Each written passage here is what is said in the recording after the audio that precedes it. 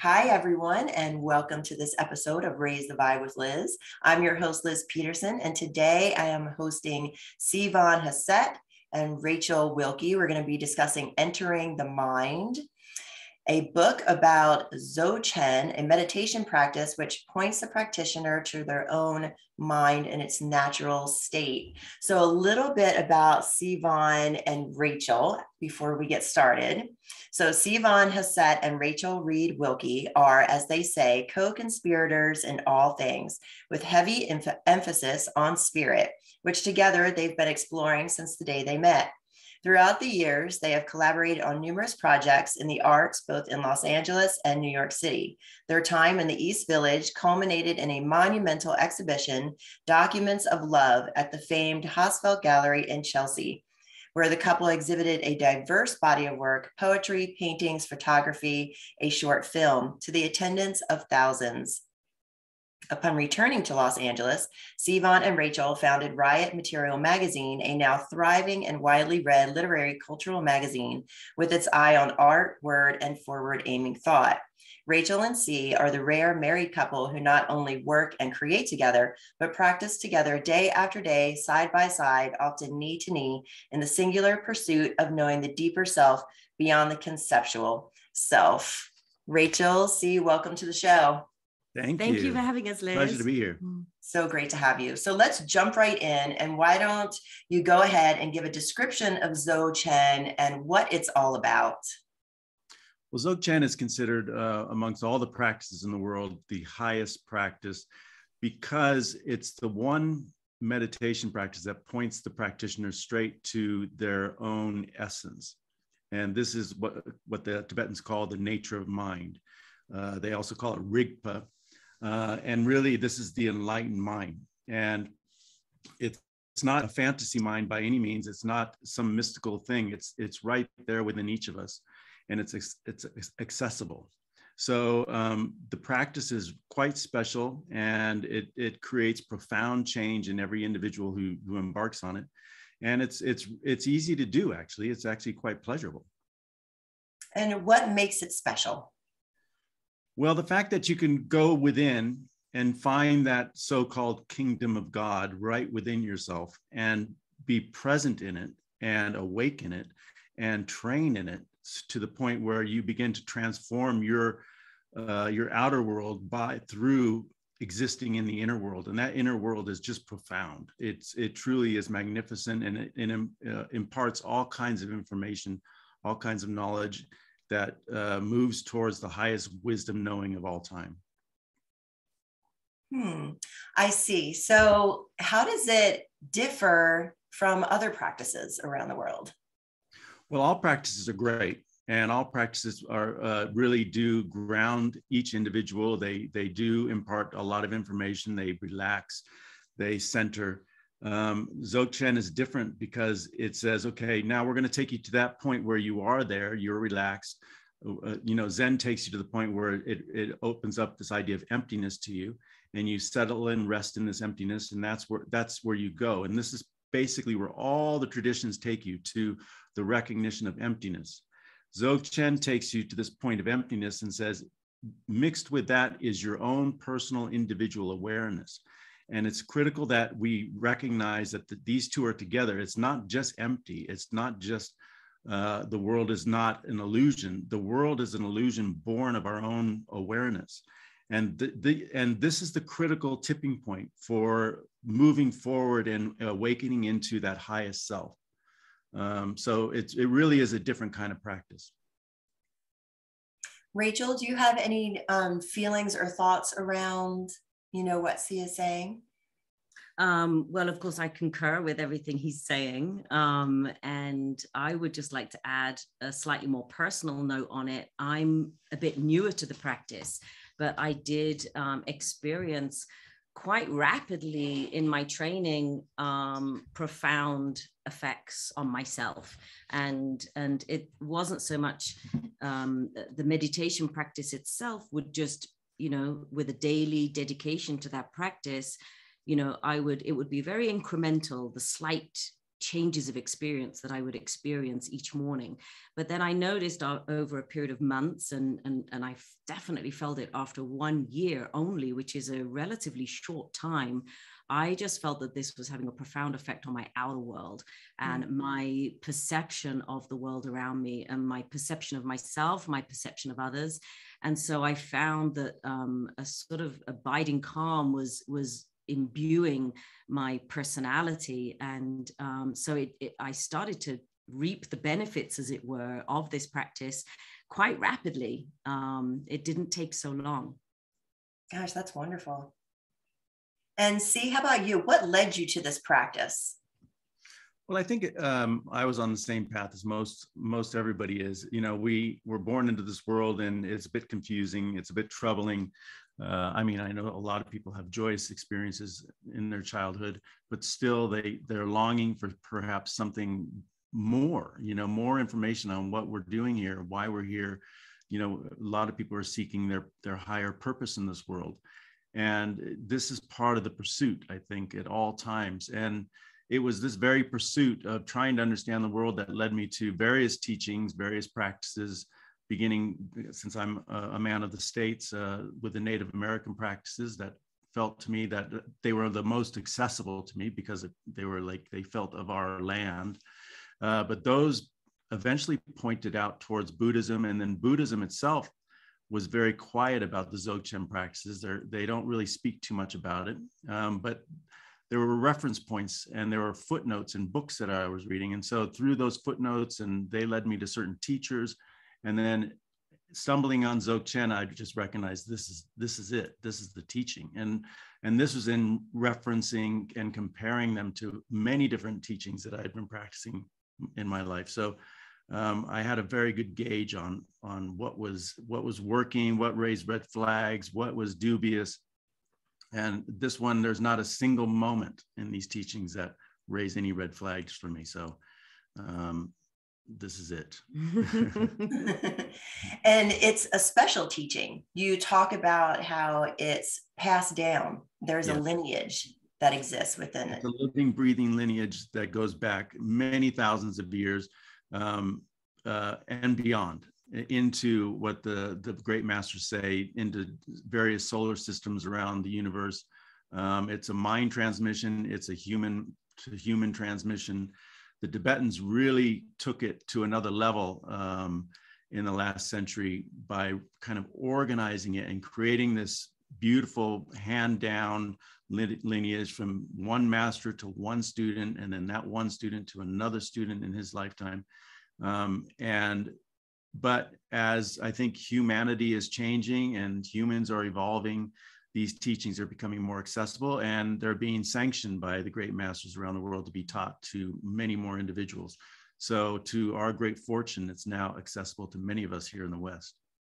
Oh, wow, that's great. Mm. You talked about one story where the man had to choose, you know, who he wanted to pass it on to. And there was a young boy that he was going to pass it on to, but he chose a different path. Can you describe that a little bit? Well, yeah, the boy was 3 years old, and the man was like in his 70s, and he hadn't yet found that perfect student. And this 3-year-old comes along, and the 3-year-old is the guy. He's the next one, but he's too young, essentially, because these reincarnate masters, they come into the world, and they still have to relearn a lot to get to the point where they're able to receive these teachings. So kind of like recalibrate them into the human body. And so the master was, like, what am I going to do? That's my student right there. I want to transmit to him. So he chose his next best student because he didn't have much longer to live on the planet. So he chose another student around his age who had been practicing all of his life, as another 70-year-old man. And this man was immediately enlightened. And the student as well, apparently, went on to become a great master. But I mean, that 3-year-old boy. But yeah, so it's that kind of thing. And then, of course, when these teachings are passed along back in the day, not today. Today, you can really go seek out a great master and sit with 100 people and get these teachings. But back in the day, they would, I've chosen you, and now you're going to sit on that side of the wall, and I want to sit on this side of the wall, and I'm going to speak to these teachings to you through a straw, through a hole in the wall that they punched through the wall. So And, this was done out of formality, out of, the symbolic nature of it, but also because in the reality, they were really concerned about pushing students beyond their limits, because you can really send somebody astray if they believe that they're getting the highest teachings of the land and they're misunderstanding them. This can really be a problem for the teacher and the student. So they were very careful. So it being so widespread now, are we running into that at all? Are we giving the information too soon before there is emotional intelligence to go along with it? Probably. I would say yes. I think there's a lot of people seeking the peak of these teachings without having done the real practice, which is stabilizing the mind. Our minds are wild. They think, we're emotional, we're judgmental, there's so much going on within us, and that needs to be quieted first. And there's a whole training, and Dzogchen does teach this training. It's called Shamatha Practice. And these are the foreground teachings before you actually get into. So the masters do recognize each student, and they recognize where they're at, and they say, okay, you got to do the very basic 100,000 prostrations, or you need to stable your mind. And then we'll give you the teachings. And there's a critical point where they introduce, it's called the pointing out instructions. If you don't receive those instructions, you're not getting the teaching. So when you get those instructions, then now you've been welcomed into the lineage. But at that point, they recognize that you're ready. But there's a lot of books out there you can read, and so you can get a lot of great information and prepare yourself for these teachings. And you say instructions. Can you give a little bit more content to that? The pointing out instructions are incredibly simple, and they're pointing you in places where you never think to look. So when we're looking at our own mind, we're always looking at the projections of the mind. We're looking at the thoughts, and the thoughts are always pointing towards some object out there in the world or some object within ourselves. But within that mind, when it's quieting down, there's this space, and it's an emptiness, and it is truly equal to the space that we're in right now, the space all around us. And this space is imbued with awareness. It's very stable, it's very still. And the pointing out instructions will say, when you're looking into your mind, do you see it has any shape? No. Do you see that it has a beginning or an end? No. And does it have a color? And you're observing this in your meditation in a very quiet moment. And so all these negative answers are pointing you to an affirmative moment of recognizing that this absolute stillness, that this nothingness, this thing that we never look at in our mind, is the doorway into the highest movement of ourselves. And so this is where the teachings train us to recognize that moment, and then we can then rest in that moment. And in the resting, while we're just sitting there observing this emptiness, this nothingness, this no beginning, no end, no time, this is where it becomes alive, and it really begins to enliven our every element of ourselves. And it sounded like it was a series of questions that you would be asking yourself. It is. And the questions begin the book, actually. The questions begin this kind of mythical journey that this imaginary master that I used in the book, he asked the imaginary traveler these questions. And then as the book goes on deeper, we refer back to those questions a few times, just as a gauge, because really I'm not trying to be the individual who's asking the questions. In reality, I'm trying to pose the idea of what's going on with the Dzogchen, and then also at the beginning of the book, I recommend several great masters that 3 of which are still alive. You can get some teachings with. So it's really to point the reader toward the practice, and then where they can get these great teachings. I see. Rachel, do you have anything to add? Yes. So I haven't yet attended in a live session with a living master. So I haven't received the mind transmissions, but I started a few years ago reading their books. And there are many books that you can find out there online. And again, as Chris mentions at the beginning of the book, he mentions some really great teachers. And I found that reading the books are they're really intense, but they're really exciting because it's really taking you through like the philosophy of Dzogchen. It's taking you through the conceptual mindscape of Dzogchen. And, it kind of marries the Tibetan experience with the new opening Western experience. And some of these great masters have held incredible retreats and gatherings, and their words have been transcribed. So many of these books, especially the ones written in the 90s when Dzogchen was really being introduced to the West, some of them are just direct transcribed, obviously with a translator, but directly transcribed into the pages. And so as I'm reading these books, I'm not necessarily experiencing the direct mind transmission that you experience when you're live in person with the teacher, but I'm receiving so much of their direct teachings. And so I've taken these last 2 to 3 years to really prepare myself for that retreat that we're hoping maybe to go in September. So I'm really excited about that. But you can really, really absorb a lot of their great teachings through the word. And if you do have an intellectual mind that gets stimulated by concepts and ideas, it's really exhilarating, and it's this beautiful journey you can go on. So what you're kind of doing is you're exciting your conceptual mind, but you're using the conceptual mind to enter into this space where you're actually entering into the non-conceptual mind. And that's ultimately then your training. There is no knowledge without the practice, and there is no practice without the knowledge. So it's really beautiful to take the time to read the great texts from the masters. Obviously, entering the mind is a great way to even get like an overview of what it's all about. But you can do a lot of preparatory work at home on your own before you feel that you're ready to go and meet a great master. Nice. Thank you, Rachel. And you mentioned the conceptual mind. So let's talk a little bit about conceptual and non-conceptual minds and how that plays a role in Dzogchen. Yeah, well, it's these are two conditions that we are born with when we're born into the human form.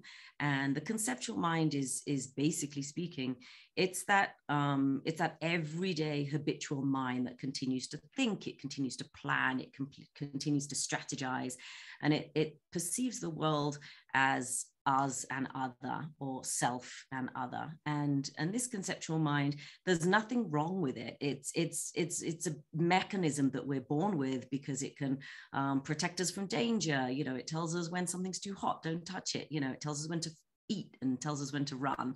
And so this conceptual mind in itself is not bad. It can create beautiful art in the world. It can create so much beauty around us. But when we allow that to be the guiding light for our spiritual journey, that is where it becomes a problem, because the conceptual mind is attached to our ego, and our ego is attached to the conceptual mind. And so our ego basically creates this conceptual world around us. And what it does is it skews our perspective. So our general perspective on the world is that of material objects, our physical bodies.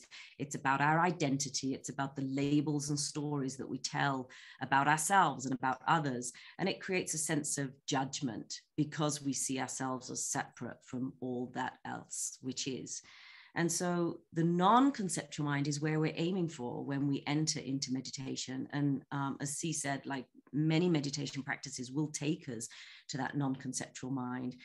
But Dzogchen leads you there and asks you to recognize this non-conceptual mind and recognize that there is a non-conceptual mind within each and every one of us. And this very unique non-conceptual mind is that which taps into this bigger idea of consciousness. It's our awareness. And when we actually lead our lives in connection with the non-conceptual mind, we are allowing consciousness to flow through us. We're allowing our hearts to open. We're allowing ourselves to actually perceive the world for really what it is. And what the world really is this spacious, open, expansive emptiness, but imbued with awareness, imbued with our own awareness, and imbued with the awareness of the universe. And that is the generalization of explaining non-conceptual to conceptual mind. Lovely. See, do you want to contribute anything to that? Oh, that was well said. It was perfect. It was, wasn't it? That's fantastic. Let's talk about, that really leads me, to the greater awareness, that emptiness that we're seeking. So our minds can be so busy when we're trying to meditate and we're trying to find that space. So let's dive into awareness, emptiness, and space. Yes. Well, there's one, what we're fascinated with right now, not only meditation, but also quantum physics. Mm-hmm. And what's beautiful right now is that quantum physics is catching up, let's say, with the old ancient traditions and teachings and philosophies of the world. And this, the Native Americans speak to it also. And, many ancient Eastern philosophies speak to it also, that there is this web of consciousness, and it's the consciousness of the cosmos. It's not just this planet Earth, it's everything. It's the complete entire universe is actually operating and communicating constantly with this web of consciousness. Now quantum physics is actually turning that into physical experiments, and they're trying to get deeper and deeper. As we know, we've been talking about the atom for the last century, but now we're talking about beyond the atom. We're talking about the proton, we're talking about the neutrons, we're talking about the Plancks, and these tiny, tiny little entities which exist in the microcosmic quantum physics level of our physical universe, these tiny little Plancks which are oscillating constantly. And these tiny little Plancks are actually creating the vibration and the frequency and the interconnectivity of that which we call space. And that space is here around us, but that space is also inside us too. And that space is the same space that's out there in the cosmos. And when you actually look at the physical space within our bodies, if you were to actually remove the space from the proton to the Planck, and you were able to remove that space from the human body, the matter that remains in our human body would reduce to the size of a speck of sand, a dust actually, not even sand, like a speck of dust. And so what does that tell us? In terms of percentages, it tells us that we are actually made up of 99.9% space and only 0.01% matter. So what does that mean? We are space. We are all space. We're space within, we're space without, we're space within the complete universe. And within space resides consciousness. And so with this beautiful information that quantum physics is now bringing to us, we're actually seeing that it's confirming these ancient Eastern philosophies that specifically speak to the fact that we, the kingdom of heaven is within, the consciousness is within. We can tap into this spaciousness. And when they speak to spaciousness, it's literally real. The only thing that doesn't allow us to see it, of course, is our conceptual mind, which skews our perspective. And when we train our conceptual mind to take a step back and we open up our non-conceptual mind, we start to experience that space in that moment of meditation. And that is where the innate wisdom, ancient wisdoms actually begin to transmit that knowledge to us. And this goes back to the movement between recognizing that the nature of things is emptiness, and what Dzogchen brings to the table is it's not just emptiness, it's awareness and emptiness. These two are inseparable. And so this emptiness of ourselves, when we speak to 99.9% space that we can't actually see with our eyes, when you're in this meditative practice, you reach this place where you're now aligning with the awareness that is one with space. So this literally the space that we're seeing around us is filled with awareness. But it's that awareness is grounded and reductive in the sense that it comes down and we perceive it as being bound to the body. With training, we recognize that it is one with space. And so at some point as you're practicing, you're meditating and your eyes are obviously looking outward and you're experiencing your body from what seems to be the mind and the head. But you do reach a point where it's a moment, these little momentary flips where suddenly you recognize that it's no longer the perception is coming from the body, but the body is within the space of awareness. and you're sitting there observing yourself and all things, and you're recognizing that your body is just one object in the room with the table and the chair and perhaps the dog. And you actually see this as a moment of awakening, that you are totally spacious, and that spaciousness is not bound by the body. So it's an incredible practice. And do you need some water? I got some water for you. Here you go. So, you know, it's, you know, you can intellectualize, you can speak of these things, and quantum physics is affirming everything that the great masters have been saying for centuries and centuries. But you actually experience it as you're practicing, as you develop your practice. This becomes a full-blown reality. That's so fascinating. And in the Dzogchen teachings, how does space and emptiness relate to these quantum realities? Well, Dzogchen is continually speaking to things aren't just empty, because if they're empty, then what is seeing the emptiness? What is aware of the emptiness? If it's just emptiness alone, then it's a nothingness, because there's no awareness to acknowledge that it's empty. But if it's an awareness without emptiness, that would mean that everything is actually solid and permanent.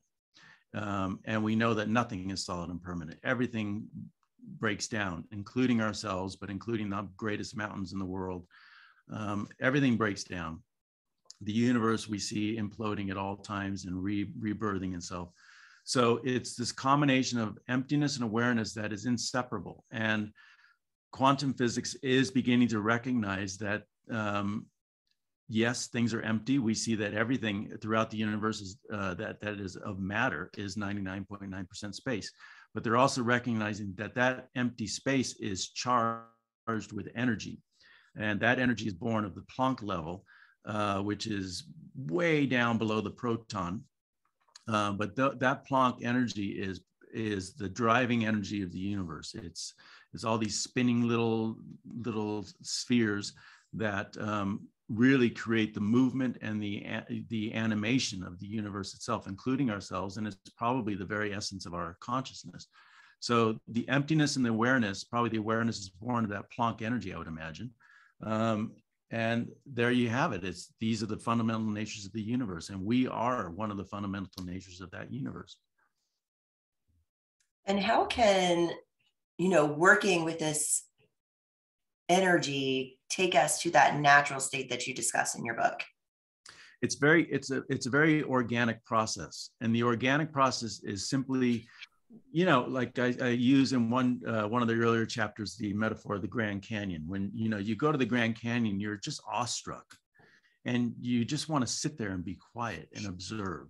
And this is essentially what you're doing when you go in and you've been that kind of nature of mind has been pointed out to you, meaning it doesn't have any beginning or end. It doesn't have any shape. It's kind of this 0 point in your own mind that it's not thinking. And when the master will say, now that you've seen it, I want you to just rest there. Don't do anything, just observe it. And so you're sitting in meditation doing that. You're sitting like you would dropping your legs over the edge of the Grand Canyon and observing the great beauty of what seems to be just profound, timeless space that's just out there before you. And you're doing this in your meditation, and it truly is awe-inspiring. It's magnificent. And in doing this, you begin to recognize that if you're on the Grand Canyon, that little tree that's sticking out of the side of the rock is insignificant. And we see the same thing with our own ego. When we're resting in this natural state, you see your ego as this little twig of something what an annoyance that was. But in reality, it's quite beautiful. It's just another thing within the emptiness of space. And so this is where the practice begins to get quite exciting. Thank you. And how do we, since you brought up the ego, let's go dive a little bit further into that. And how do we break down the I identity? Well, that is a very specific practice. And again, we speak to this in the book when it's called Chod practice, where you're learning to cut through perceptions, all different kinds of perceptions, but most critically is cutting through the perception of the I.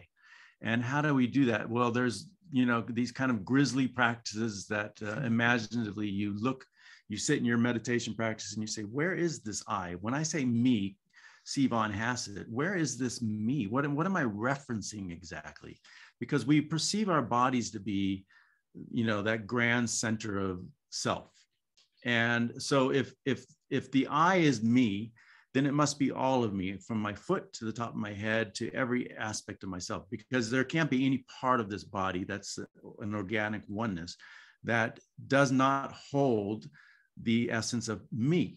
So then, okay, so we look for that, and you could begin by imagining looking at your hand and saying, well, if this me is me, then my hand must be me as well. And we look at the hand and we say, okay, is that hand me? And so you say, okay, if I cut off this hand, is me still in that hand? It should be. But in meditation practice, you begin to recognize that it's not me, and then nor is the hand even a hand, because the hand is a multiplicity of all these different things. So you'll never find even the hand in the hand. You'll never find the fingernail in the fingernail, the eye or in the eye. So you begin to intellectually first break down this connecting point of the eye is connected to the body. And you do this again and again, because the minute you go through the whole body, you recognize that I am not one with this body, that the awareness is essentially the center of the I, and that the I is a conceptual entity. Well, when we get out of meditation, we immediately forget. Somebody comes up to us and we're already back in our I presence. So we again, after a year of this, it begins to break down, and you begin to even question when you say, my car. You recognize in saying that there is no real bridge between this car and this self that you're speaking to. And this is the beginning of the change. And then as you begin to now begin to move more into the Dzogchen practice of recognizing the essence of ourselves, which is the awareness self, this begins to supersede ultimately this connection of I, and you no longer become so profoundly connected to the body itself. The body then becomes a point of appreciation rather than a point of kind of like essentialness, and the appreciation comes from the fact that it is housing our awareness. Without the body, we would be totally adrift. And this is what's going to happen when we die. When the body does drop, our consciousness does go adrift. And that's why we're practicing, because we want to be stable when that happens, because this is our greatest opportunity to enlighten. And this is what most of us are seeking in spiritual practices, is understanding of enlightenment, to become the enlightened individual. Enlightenment. I want to kind of pause there. Define that for our listeners. I think enlightenment is total and permanent stability in the awareness self. And this awareness self is one with all in the universe, and yet it has its own individual perspective. So the perspective that we bring to this world, that's complicated through the conceptual being of ourselves, that lack of stability, that impermanence of self, that our continual drive to want and need and strive disappears. It ultimately becomes a oneness, and it begins to recognize, well, when you get to this self of enlightenment, you don't necessarily need the body anymore. You would reanimate any body, because you're now at the level of wanting to teach and to try to bring others into a state of enlightenment, such as who the Dalai Lama would be, or some of the great teachers of our past, Namkhai Norbu Rinpoche and Urgyen Rinpoche, and even teachers today who I think are fully enlightened. That their duty, from internal duty, is to continue to teach and to bring as many people into a state of awareness as possible. So that's why they would return to the body, but it's not necessary, because when you are in the enlightened state, you are one with the entirety of the universe. Beautiful. Rachel, do you have anything to add? Well, I wouldn't mind adding something a little bit to your question about the ego, because I learned in reading the great masters that the Tibetan word for ego translates to ownership. And I found that fascinating. So it's this relationship that we have with our perception of who we are is led by ownership. And that comes with the word my body. You mentioned my car or my house. It's this idea that we own this. And you can even talk about my mind, my consciousness, my spiritual journey. This is all ego playing into this idea of ownership. And when we actually understand, and I think this is where it ties back so beautifully to the Native American way of life, is that we don't own this land. We don't own this planet. You know, this planet is gifted to us in this life as a human. Our bodies are gifted to us in this life as a human. And I think when we start to shift our perspective and the practice of meditation in general, and in particular Dzogchen, will allow us to drop this idea of ownership, and it will allow us to just calm this ego down that seeks to own. It seeks to own your identity. It seeks to own the land. I think that what is replaced with this lack of ego is this desire to nurture and care and be compassionate and have authentic love for this gift, which is your body, this gift, which is your mind, this gift, which is your spirit, and this gift, which is this beautiful planet that we live on. And so I think this idea of breaking down the ego, there are so many different ways to interpret what the ego is. And I think when I read that it referred to ownership from a Tibetan perspective, it just made everything understandable for me. And I realized that we need to let go of this idea of ownership. And that just cleared up a lot of misconceptions in my mind. So I thought I would share that. I love that. Thank you. And C, do you have anything to kind of piggyback on that around ownership and the I? Yeah, I mean, one of the synonyms for Dzogchen is kind of self-liberation. And you're self-liberating from the ego. Because the ego again loves to claim, it loves to grab onto and kind of like chew down to its nothingness and dispense with.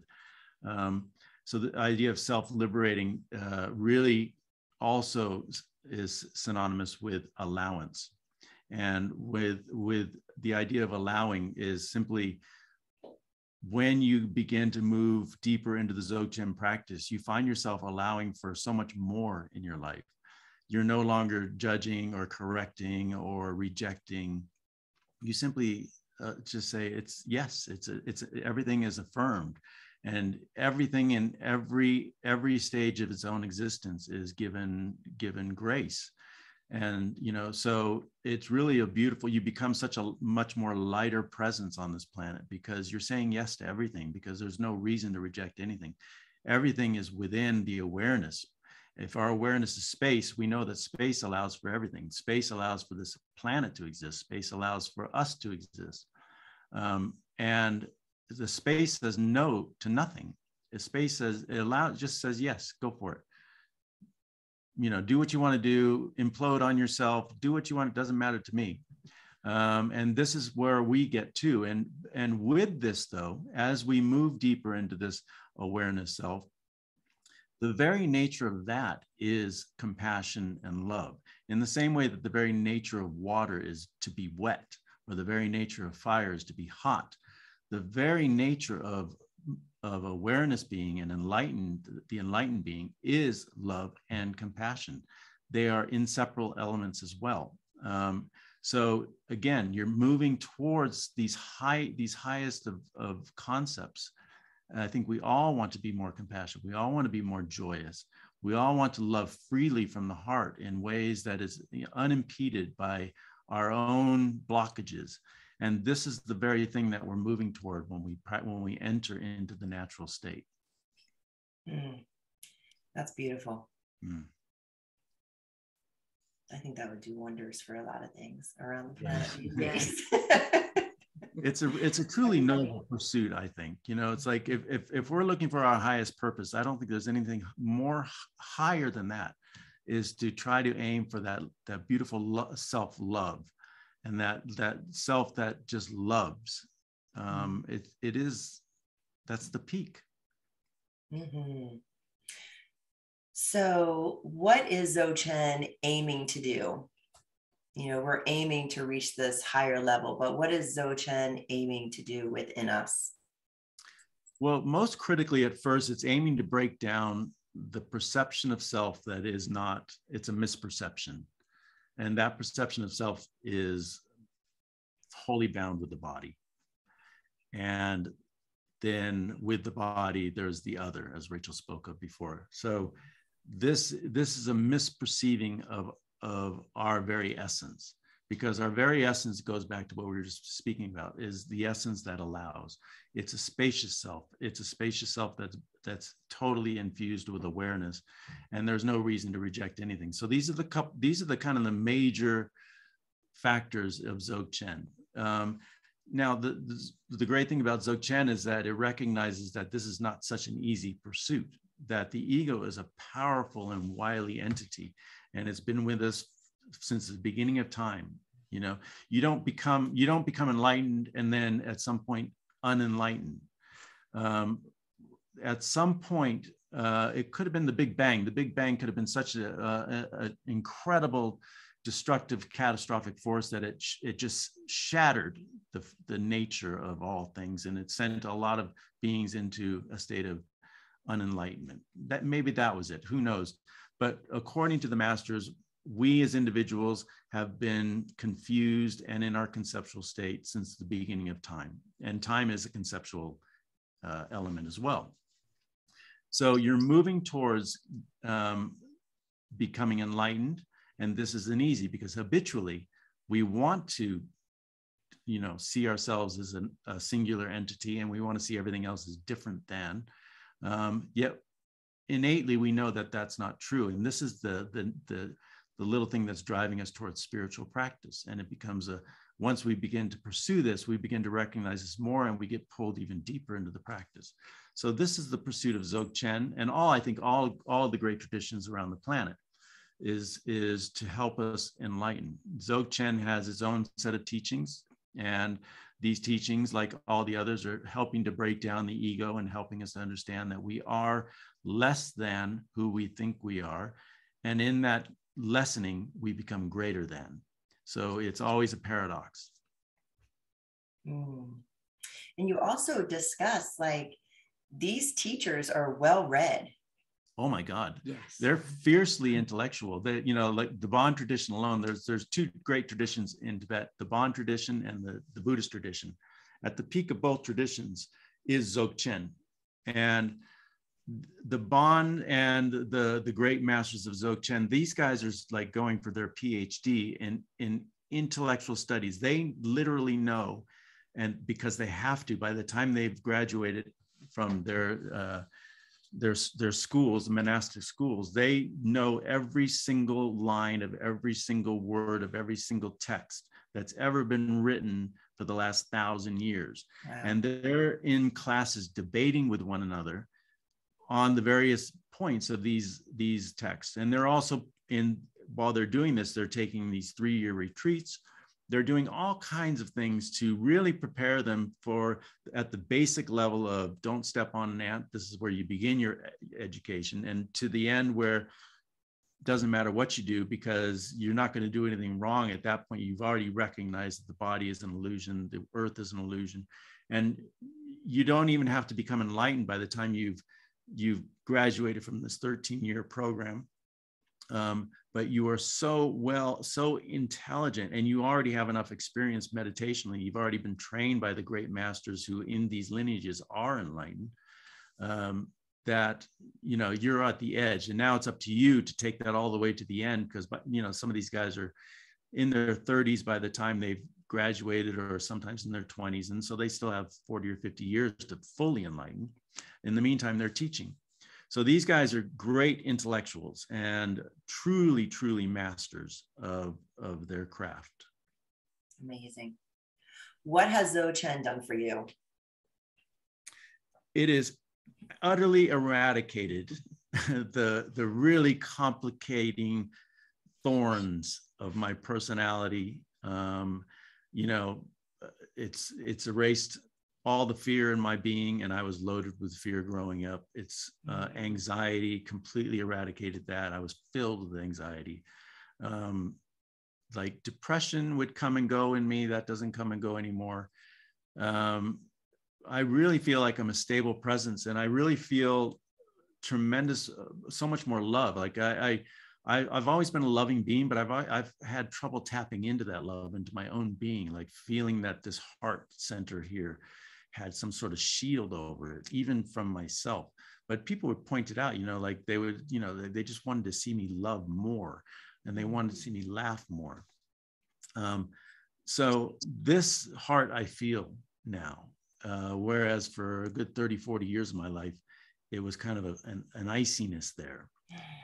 It was all born up here. All my information, all my entire pursuit of the world was born through my eyes, through my intellect. You know, I was a writer. I was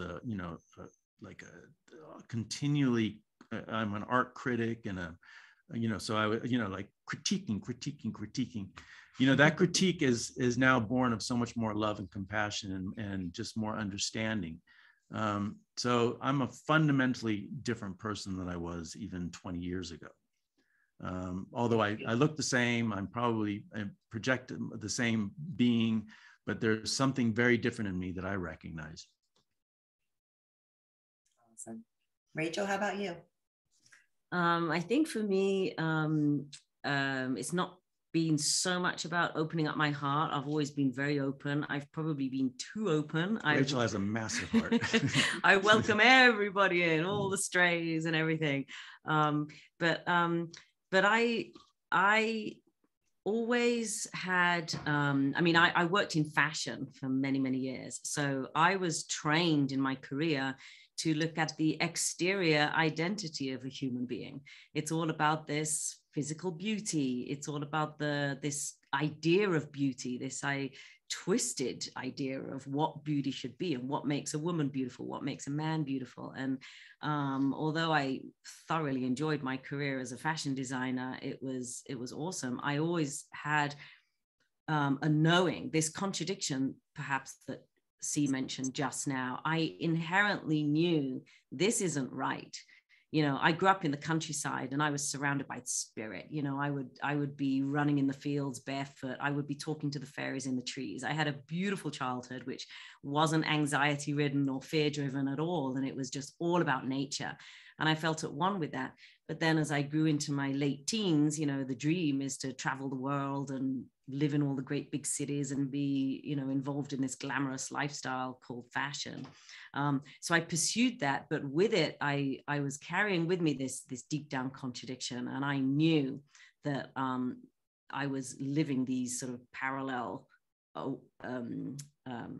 knowledges, as it were, you know, the innate knowledge within me, and then this kind of learning knowledge that I was experiencing on the outside, and this training, which was training me to view the body and the human psyche in a certain way, very much from an objective perspective, as opposed to this inner perspective.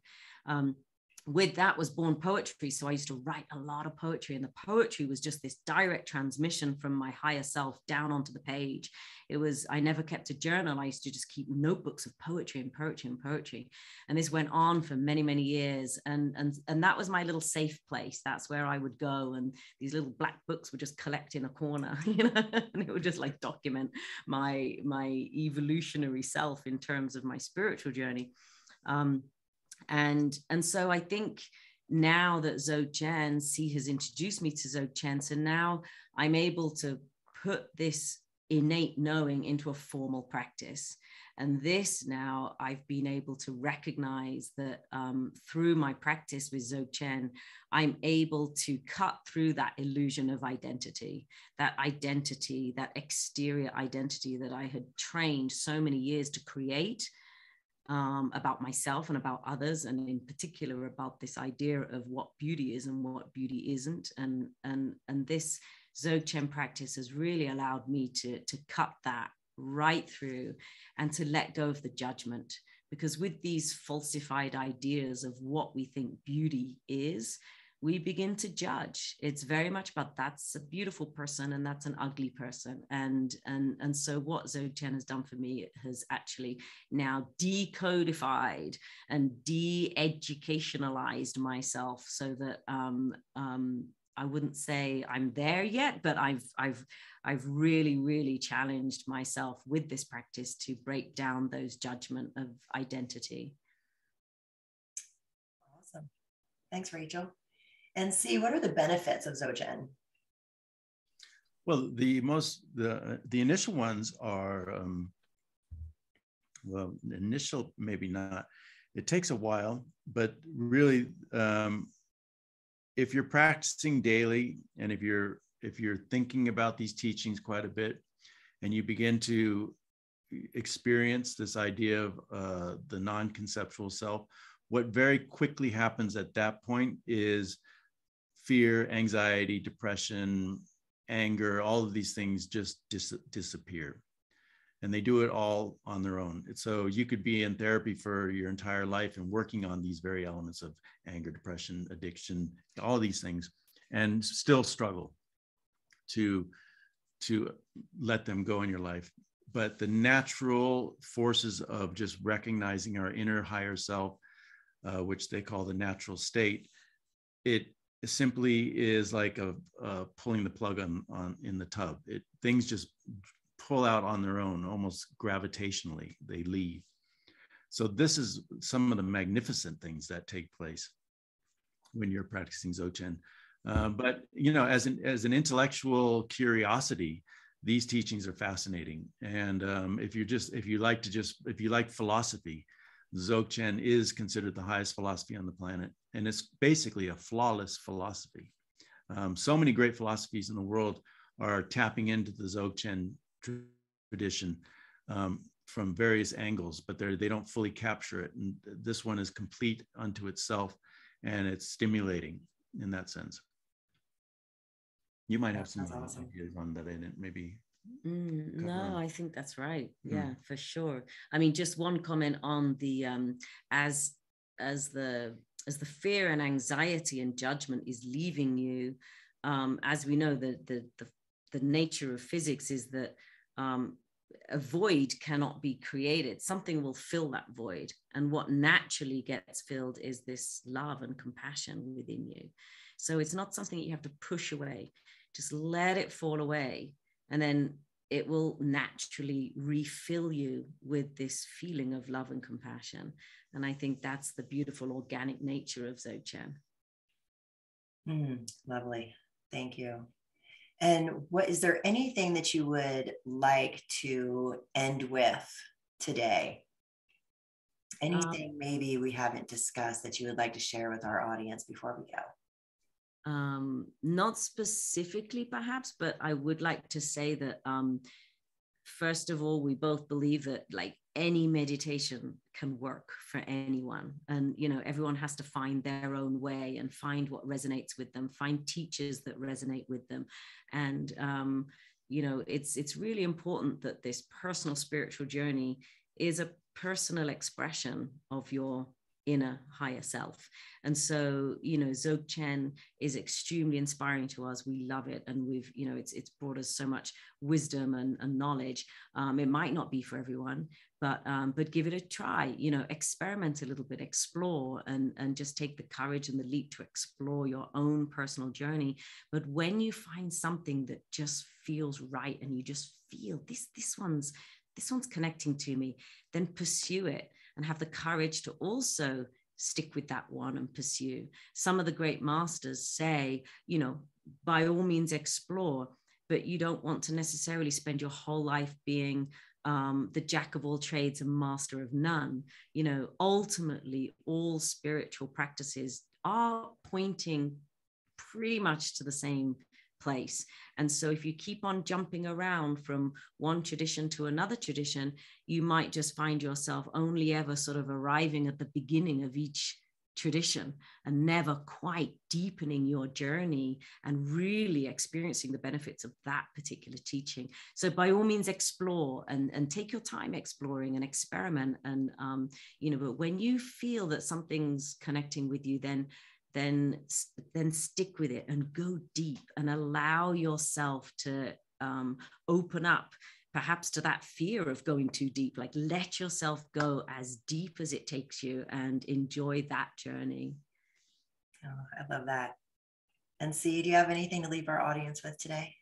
No, that was great. We have a magazine called Riot Material, and also Entering the Mind can be found at Riot Material. So if you go to enteringthemind.com or riotmaterial.com, you kind of end up in the same space, and you get some great, at Riot Material, you get some great art reviews and movie reviews, and also you get to read excerpts from the book, chapter excerpts. There's 3 chapters up there. The interview that we're doing now will go up there. So it's kind of a holistic place for everything Rachel and Sivan. That's awesome. Thank you both so much. It's been great to have you on the show. What a great wonderful speaking with you, Liz. Yes, thank you so much. Liz. Thank you so much. Yes, and thank you. And thank you everyone for joining us. Again, I am Liz Peterson, and this is Raise the Vibe with Liz. And today we were discussing Entering the Mind with Rachel and C. Please check them out online and get the book. It's fantastic. And thank you, everyone. Have a great day, and remember to get out there and raise a vibe. Thanks, guys. Thanks. Thank you. Bye. Thank you. Bye.